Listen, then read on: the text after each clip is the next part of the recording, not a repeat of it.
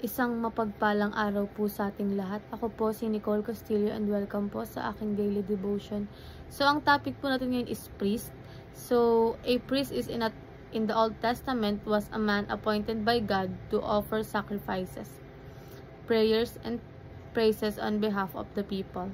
He acts as a mediator between a holy God and sinful humanity. This role pointed forward to Jesus Christ, the ultimate and final high priest, who offered himself as the perfect sacrifice once for all. Christ has fulfilled and priestly office completely. There is no need for repeated sacrifices or human mediators.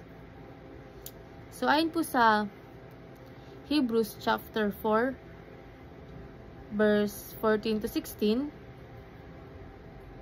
sinasabi po ito na, therefore, since we have great high priest who has ascended into heaven, Jesus the Son of God, let us hold firmly to the faith we profess.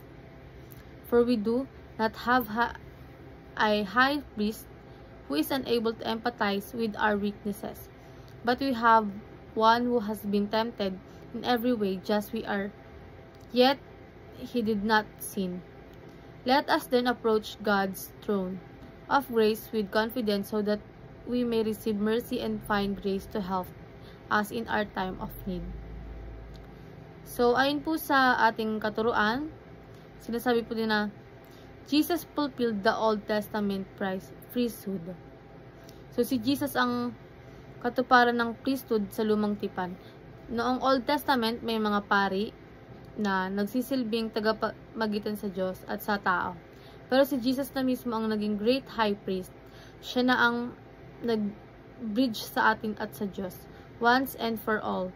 Hindi na kailangan ng sacrifice araw-araw kasi si Jesus na ang nagiging final priest natin.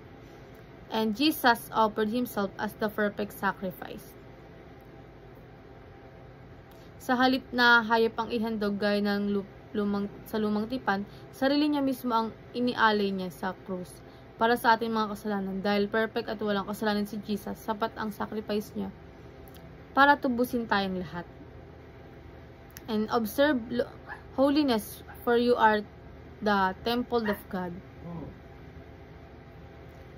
So dito, sabi ni Jesus, destroy this temple and in 3 days I will raise it up. Na ang tinutukoy niya ay sarili niyang katawan, hindi na physical building ang templo. Tayo na bilang bahagi ng katawan ni Kristo ang spiritual temple ng Diyos. So, sa applications naman po, sinasabi ito na obey Christ as part of His royal priesthood. And next is offer yourself as a living sacrifice and observe holiness, for you are the temple of God. So, ayun lamang po. Maraming salamat.